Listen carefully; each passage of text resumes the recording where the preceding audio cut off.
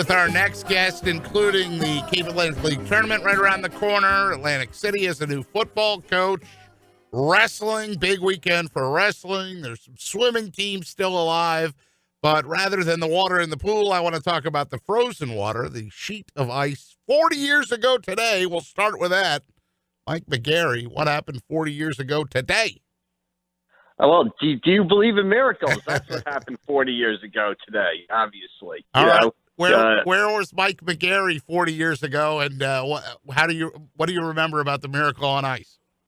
Well, what I remember is 40 years ago today, I was a freshman basketball player at Moore Catholic, and we were involved in the Catholic League playoffs. I was a 5'2", backup point guard who never came off the bench. But I was on the team, and that's what counted. And we had a playoff game in the Bronx. I forget against what school. It might have been against Tollentine. And we came back to Staten Island after the game, got back to Staten Island about 9 o'clock at night and watched the final period on sort of tape delay. But, of course, you know, the whole game was on tape delay, so word had leaked out that they had won. And, you know, obviously people – what I don't think that people can really get today that weren't there, just how unbelievable the victory was, or how big that team was during that stretch, and also the political ramifications of the victory at that time also. No doubt. I mean, a lot of people, and Hunter and I talked about this before you came on, a lot of people mistakenly think that won them the gold. No, they had to go beat Finland a couple days later, and they were down in the Finland game. ABC was trying to move that game from 5 o'clock to 8 o'clock Eastern time, and the International Hockey Federation said no, because the Soviets would have said that it would air the game at 4 a.m. Soviet time as opposed to 1 a.m. Soviet time. So, yeah, ABC delayed. There's no way you could do that today. In this day and age, they would have been tweeting out every shot, every shift, everything. You know, it would have been ruined. Yeah. I mean, the game would have been on live today. And the thing that I think that people don't realize looking back on it is, you know, you made a great point that they had to win on you know, this was a Friday night, I believe the game was, when they played the Soviet Union. And then on Sunday morning, they came back and beat Finland to win that gold medal. And, you know, that's one of the all-time great, you know, coaching jobs, because if there's ever a letdown spot, it would have been there. You know, you beat the Soviet Union, the world's best hockey team, on Friday night, then you got to come back and beat Finland on Sunday to sort of get that gold medal. The other thing I think that, you know, by the time they had played the Soviet Union, the whole country was kind of in on it, because it kind of built momentum-wise. You know, they played a game. I think they tied their first game. I think it might have been against Norway or Finland or some country like that. They scored with late in the third period to tie the game, and then the next night or 2 nights later they played Czechoslovakia, who was thought to be the second greatest hockey team in the world, and they just wiped out Czechoslovakia. They beat them like 7-3 or something like that, and that's when people really turned around and said, "Hey, we better start paying attention to the United States hockey team." And Pete, you're a hockey guy. You know, at the time, the Soviet Union, they had the world's best goaltender. You know, they were better than NHL teams, you know, and nobody thought a team of U.S. amateurs, could beat them, basically. That's what's so beautiful about it, including the fact that it's so well played up. I mean, live watching the game, you might, and I was 9, by the way, at the time I watched it, but 9-year-old Peter Thompson didn't understand the impact of the Soviets had been up in every game they'd ever been in.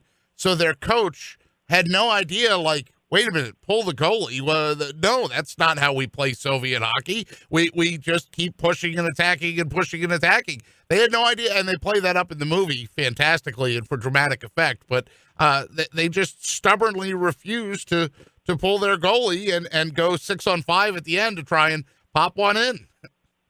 Yeah, and I think the other key coaching decision they made during the game was, Tretiak at the time was considered the world's best goalie. And if I'm not mistaken, I think the coach pulled him after the second period. That's correct. They pulled the world's best goalie, and I don't know if that was the best strategy or whatever. The other thing I think people remember at the time, there was a lot of political tension between the United States and the Soviet Union. We were right at the heart of the Cold War. Russia was in Afghanistan. There were all sorts of political issues going around, and for the United States to win a hockey game like that, that's one of your all-time great, sports Olympic moments. That's Jesse Owen at Berlin in 1936. That's one of, the great moments in the United States history of sports. And 40 years later, guy Mike Eruzione, Jim Craig, these guys are still sort of household names. Yeah, no doubt. Mike McGarry's with us, press of Atlantic City, as we take a little walk down memory lane 40 years ago today. Miracle on Ice. Sports Illustrated, Mike, put out the cover of the team celebrating around Jim Craig, the goalie. No headline, no nothing. I mean, it said Sports Illustrated at the top, but they didn't even put a headline on it because everybody knew what it meant. Yeah, I mean, in those days, Sports Illustrated was big. I remember I got a subscription to Sports Illustrated from the time, I don't know, 4th or 5th grade, and you used to come on Thursday every week, and you used to run to the mailbox to get it. It was 100 pages, and like you said, boom, you came that Thursday, and there was the pictures of them celebrating, the victory after the game, and the iconic image that everybody has in mind is Jim Craig with the flag draped around him, searching for his father in the stands. Even 40 years later, they made a movie about it, Miracle, but if you were actually there and lived it, it was better than the movie, and then the movie was pretty good. Yeah, it was pretty good. I feel selfish that we're spending so much time talking about it, but hey, how often do 40-year anniversaries come? Just so you know, Viktor Tikhonov was the coach, and he did replace Tretiak with the backup goaltender Vladimir Mishkin after Johnson's tying goal. So that goal that tied it up, and that shocked everybody. And then years later, Tikhonov in an interview said that was the biggest mistake of my career. You pulled Tretiak for the backup goaltender, but I think that also emblazoned or emboldened the U.S. team, who said, "Look, we've got him on the ropes." Mike McGarry's with us, press of Atlantic City. Of course, we call him our high school guru. And boy, where to begin, Mike? I guess we can start with the stuff that's actually happening this weekend, and we'll start with wrestling. And then there's some swimming. So why don't you lay those two things out before we brush around the Cape Atlantic League that's still to come? Sure. I mean, wrestling right now, we've kind of made the transition from the team part of the season last week. That finished up last Sunday with Southern Regional winning the Group 5 championship, their second straight Group 5 championship, and St. Augustine, finishing second in the non-public A to State Power Del Barton. So now we're in the individuals. We've got districts at a lot of sites. District 32 at Absegami is where a lot of Cape Atlantic League wrestlers will be. It's the start of the road to Atlantic City. I think the top 3 wrestlers, I believe, advance to regions, and then you advance out of regions to Atlantic City. So the road to Atlantic City starts today with district championships. One story to watch, I did a My Life story on Friday. Nick Sonino, the Ocean City heavyweight, made it to Atlantic City last year. He's back again this year as a senior, 104, 107 career wins. Great kid. I talked to him. He's the defending heavyweight champion at District 32, so he'll be one of the wrestlers to watch this weekend. But the road to Atlantic City starts this weekend, and then swimming. Team swimming wraps up, and maybe the greatest current sports dynasty of any Cape Atlantic League team, the Mainland Boys, will be swimming for what I believe is their 5th or maybe even their 6th in state final, and St. Augustine also will be swimming for a state title tomorrow up at the College of New Jersey. Very well put. Let's start with the wrestling, since I took a picture out of my actual newspaper that I subscribe to, which I encourage everybody out there listening, subscribe to the Press of Atlantic City. You cannot get this coverage anywhere else, and Mike and the folks over there take their time and put together these grids for you. For example, District 26 is at Rowan College of South Jersey and Gloucester. The finals are at 6. If you're interested in Lacey Township, that's where you're going. District 29, Southern Regional, you mentioned. The finals start at 4:30. You've got Barnegat, Buna, Holy Spirit, Pinelands Regional, and Southern in District 30. That's at Delsey Regional. The finals are at 6. Atlantic High, Egg Harbor Township, Lower Cape May, Oak Crest, Lower Cape May. Billy Demiana's done a nice job down there. District 31, Williamstown, finals are at 5. Cedar Creek, Mainland Regional, Middle Township. That's my man Wolf, the Wolf of Wall Street. Middleville, St. Augustine Prep, and Vineland. And then District 32, for a long time, I've thought about Absegami as being a district site. You know, I think they used to have more teams even back in the day before they broke them all up, right, Mike? But at Absegami, finals at 5, Gammy, Cumberland Regional, Hamilton, Ocean City, and St. Joe. And then to speak of the swimming, like he said, Sunday, College of New Jersey. That's the state non-public A final, St. Augustine Prep, Christian Brothers. Boy, St. Augustine Prep and Christian Brothers should be like the Hatfield McCoys. I mean, they're always competing for something. That's 11:30, state public B final, Mainland Regional versus Montgomery. That is at 3:30. Good luck to Brian Booth and the Mainland boys. Good luck to the St. Augustine boys. All right, how did I do, Mike? See, because you gave me the cheat sheet, I could just read right down there because I subscribe to the Press of Atlantic City. Well, there you go. That's where the information is, and you did a good job there. And it is, you know, we are getting to the point. You read that schedule, you realize just how busy it is this time of year. You know, from here till about the second week in March. You know, really the peak of the winter season. You know, there's even some indoor track going on in Toms River also. So there's a lot to follow this time of year. Well, we teased it. We might as well pay off that preview, if you will, that the Cape Atlantic League basketball tournaments are about to get underway on Monday, the boys and the girls. And I guess we'll, you know, it's polite to say ladies first, right? So we'll start on the girls' side of things. That and the fact that 14 minutes ago your girls' preview dropped. It's all about timing. But let's talk girls' side of things and who jumps out at you there. Well, on the girls' side of things, I think Monday night, you know, the tournament starts with just a fantastic game. You know, Middle Township and Mainland Regional, they're two of the best teams in South Jersey. But in the Cape Atlantic League tournament, they ended up seeded number 4 and number 5. So this is a game that could be the final. You know, no one will be surprised if the winner of this game goes on to win the Cape Atlantic League tournament. But on Monday at 5:30, Middle Township, the 5 seed, will be at the 4 seed, Mainland Regional, in what is just a great game, a great first-round game. You know, they played twice already this season. Middle Township won in December at the Score to Shore Holiday Tournament at Southern Regional. Mainland Regional came back and won by 2 at Middle Township in January. You know, you've got everything you want in a great game, great programs, great players. Kylie Watson of Mainland Regional, Kira Sides of Middle Township. So if you're going to look at opening night, which you've got, which the tournament starts Monday, you got 4 boys games and 4 girls games. Boy, you know, Middle Township, Mainland girls, boom, you know, that's the game of the night right there. And you can get your 2-pack if you go to Mainland, right? Because the boys are home against Holy Spirit. Yeah, I mean, there's actually 3 double hitters. So, I mean, you really could get a lot of bang for your buck on Monday because you've got the double hitter, as you mentioned, at Mainland. You've got another double hitter at Wildwood Catholic. The Wildwood Catholic girls, who are the number 1 seed and have just had a marvelous season, and they will play the 8 seed Absegami. Holly Schaefer has had a great season for Absegami. They get in at the number 8 seed. They'll play at 5:30. The Wildwood Catholic boys will play at 7:30 then against Ocean City. And if you flip it over to Atlantic City, you'll also have a double hitter there with the ACIT girls and the Atlantic City girls at 5, and the Atlantic City boys and the St. Joe boys at 6:30. All right, that answers that question. The preview picture that I took was still too early to be able to say who got the 4 seed and who got the 5 seed. So that was going to be my next question. Who gets the home game on the boys' side of things? And it's Gene Allen and the AC High boys. Yeah, a little controversy there, a little, you know, with the 4-5 seed. Originally, when the committee came out, they said, hey, St. Joe is the 4 seed and Atlantic City is the 5 seed.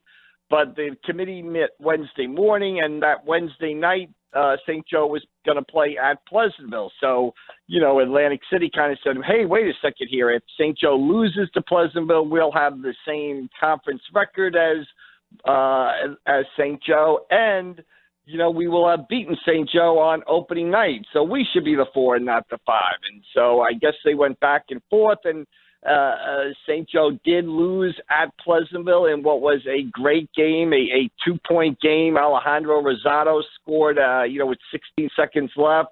Pleasantville got the 3-point win over St. Joe, and the next morning the committee flipped the seed, so Atlantic City is the 4 and St. Joe is the 5, which, if I was going to recommend one thing to the Cape Atlantic League, it would be let's try to figure out a way to finish all Cape Atlantic League games before the seeding meeting. It makes life just a little simpler. I mean, wait a second here. You're telling me that athletic directors from multiple schools don't all agree all the time? I love my athletic director friends, but I think if the Cape Atlantic League could find a way to finish all CAL games before they hold the seeding meeting, I think it would make their lives a lot easier. Who is the current president of the Cape Atlantic League? It's Mike Pellegrino of the Egg Harbor Township, who does a tremendous job. He does do a great job. Yeah, they do a great job. It's a thankless task. It's a tough task. You're not going to make all 21 or 22 schools, however many it is, happy. But this one little tweak, I think, would be in their interest. I'm chuckling because, like you, I get along with all the athletic directors, and I enjoy my visits with them. But I've actually seen, and sat in on a couple of their meetings from time to time. As one of the meetings I sat in on, they were trying to make a push for every sport to have a postseason tournament. And I know you're a big proponent of that, and glad that they were having a conversation like that. But it is always funny when they're all in the same room. And now, I mean, if you walk down, Mike Gatley was the president of the Cape Atlantic League when I first was really covering things, and when he first had moved from Hamilton to mainland, and then Steve Fortis did it for a long time, and now Mike Pellegrino wears the immunity necklace, to quote Survivor, right? And tries his best to make everybody happy.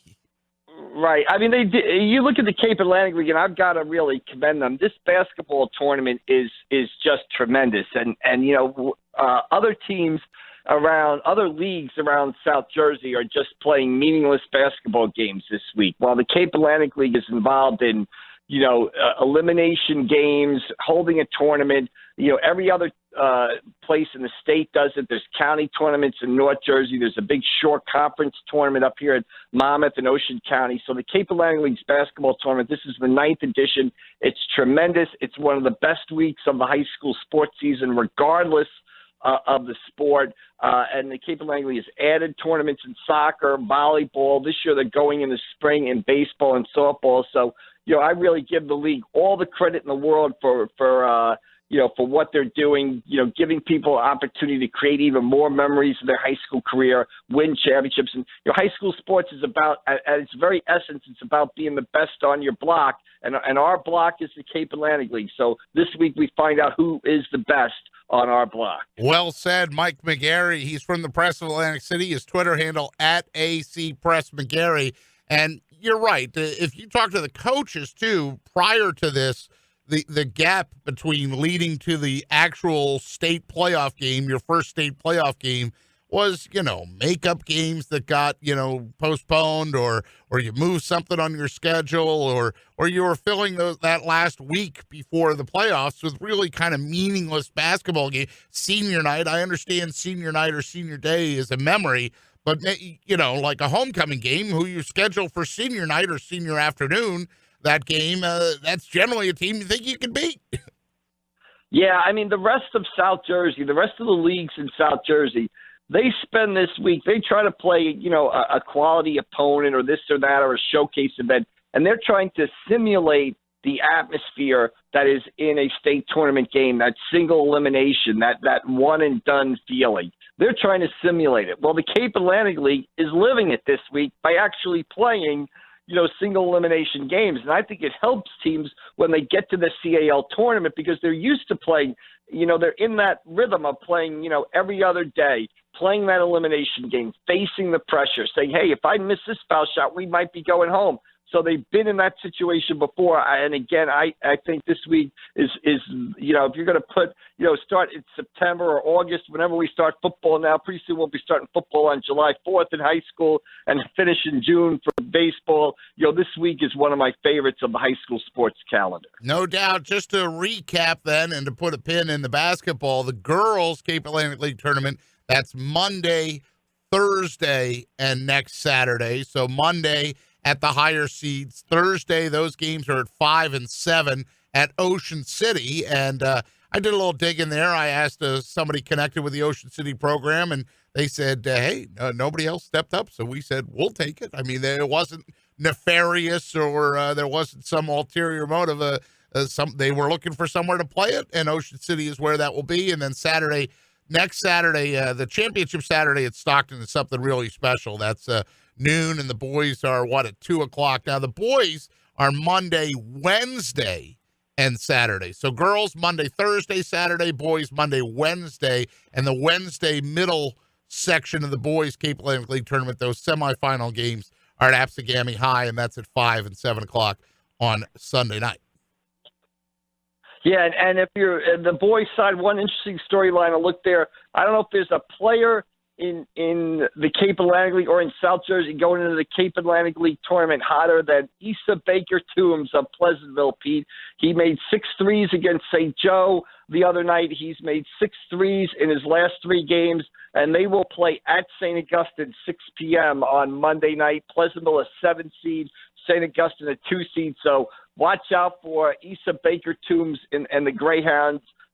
Pleasantville will try to slow him down on Monday, or St. Augustine will try to slow him down on Monday night. All we have to do is get the Hermits Booster Club to get a better cell signal out there and a little cell boost. Any day now, St. Augustine's going to have 5G. I can feel it in my bones. That way we can cover them better than we already do. Before we let you go, let's talk about Keenan Wright.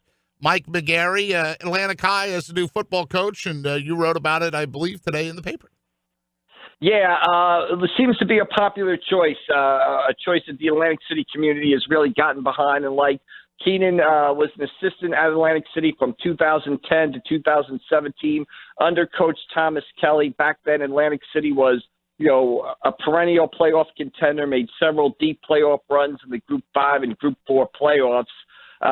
He was an assistant coach there. Thomas Kelly stepped away in 2017. Keenan Wright decided to sort of step away at the same time. Said he needed to just sort of recharge the battery, reevaluate things. The last 2 years, the Atlantic City program has struggled. They faced a rebuilding phase, and they were trying to rebuild against one of the toughest schedules, if not the toughest schedule, a public school plays in the state of New Jersey. Atlantic City's schedule included St. Joe and Holy Spirit. Try to find another public school in the state of New Jersey that played more than one parochial school during the football season. It's going to be a short list, and Atlantic City's on it. They're in a division with Timber Creek, good Millville and Violent programs. Their crossover was Williamstown. So Atlantic City kind of struggled the past 2 years. The job opened up. Keenan Wright's coming in to take it over again. The schedule kind of eases up the next 2 years for them in the West Jersey Football League. They've got some talented players in Corey Yeoman, a junior linebacker this year, Division I prospect, Sean McGraw, promising running back, defensive back. So Keenan's going to bring a lot of energy in there, and, there's a lot of potential for an Atlantic City turnaround there in the next season or two. He is Mike McGarry. We call him our high school sports guru.